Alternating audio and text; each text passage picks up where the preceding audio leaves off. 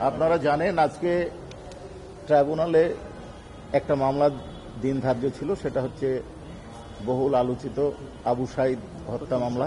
প্রথম শহীদ জুলাই ৩৬ গণ অভ্যুত্থানের আবু সাঈদের মামলার দিন ধার্য ছিল। এছাড়া আমাদের অন্য একটা মামলায় আর একটা অ্যাপ্লিকেশন ছিল। আজকে গত ২রা মার্চের আদেশের প্রেক্ষিতে অনারেবল ট্রাইব্যুনালে আবু সাঈদের হত্যাকাণ্ডের সাথে যারা জড়িত তাদের 4 জনকে ট্রাইব্যুনালে হাজির করা হয়েছিল। একজন হচ্ছে আমির হোসেন, আর একজন সুজন চন্দ্র রায়, আর একজন শরীফুল ইসলাম এবং আর একজন হচ্ছেন মোহাম্মদ ইমরান চৌধুরী। এবং ট্রাইব্যুনাল সন্তুষ্ট চিত্তে তাদেরকে এই মামলায় গ্রেপ্তার দেখিয়ে জেল হাজতে প্রেরণ করেছে। এবং আমরা 2 মাস সময় চেয়েছিলাম, 2 মাস সময় মঞ্জুর হয়েছে তদন্ত রিপোর্ট দাখিল করার জন্য। আমরা তদন্ত রিপোর্টের জন্য যে সময় চেয়েছি সেটা ট্রাইব্যুনাল মঞ্জুর করেছেন। আমরা 15/6 পরবর্তী দিন ধার্য হয়েছে। 26 জনের বিরুদ্ধে প্রাথমিকভাবে এখন পর্যন্ত আমরা অভিযোগ পেয়েছি। আমাদের তদন্ত প্রায় শেষ পর্যায়ে। আশা করছি আমরা পরবর্তী ধার্য তারিখে রিপোর্টটা দাখিল করতে পারব।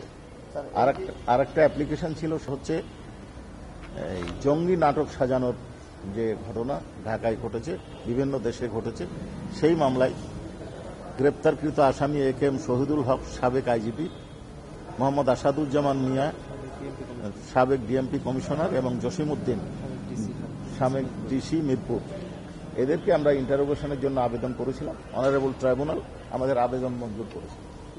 এখানে পুলিশ অফিসারও আছেন, সাধারণ ছাত্রলীগ যুবলীগ অর্থাৎ অ্যাট্রোসিটির সাথে যারা জড়িত, সেই ক্ষেত্রে আওয়ামী লীগের হেলমেট বাহিনী আছে, তাদের সহযোগী আছে। এছাড়া যারা অপরাধকে বিভিন্নভাবে উৎসাহিত করেছে, প্ররোচিত করেছে, ষড়যন্ত্র করেছে, তাদের নামও আছে।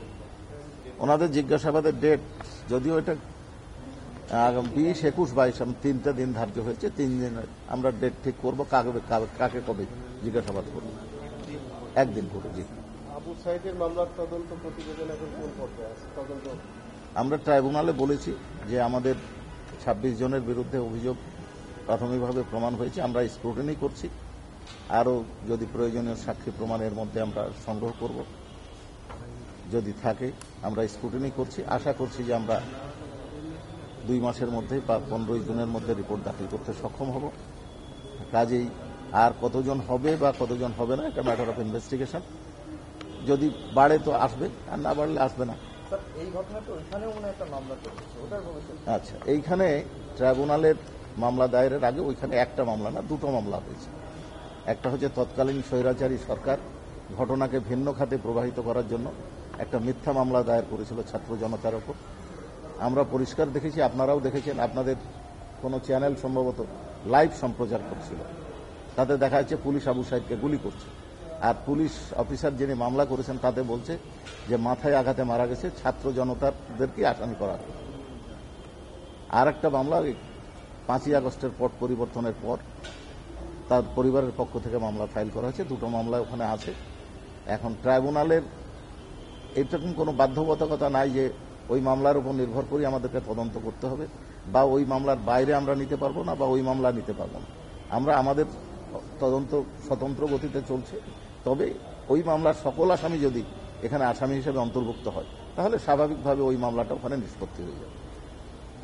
আবু সাঈদের মামলায় 26 জনের ভিতরে কি 4 জন গ্রেপ্তার, বাকিরা পালাতক? 4 জন গ্রেপ্তার হয়েছে। জি, প্রতীক বলা যাবে না।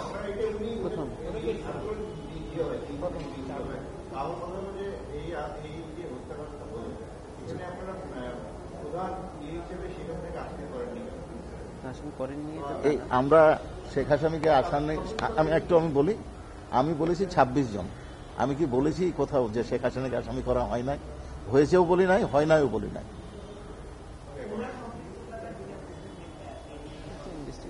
এটা ম্যাটার অফ ইনভেস্টিগেশন। তবে আপনারা দেখেছেন যে আপনি যার নাম বলছেন ওনার ইনভেস্টিগেশনে অনেক ঘটনাই ঘটেছে, তদন্তে আসবে।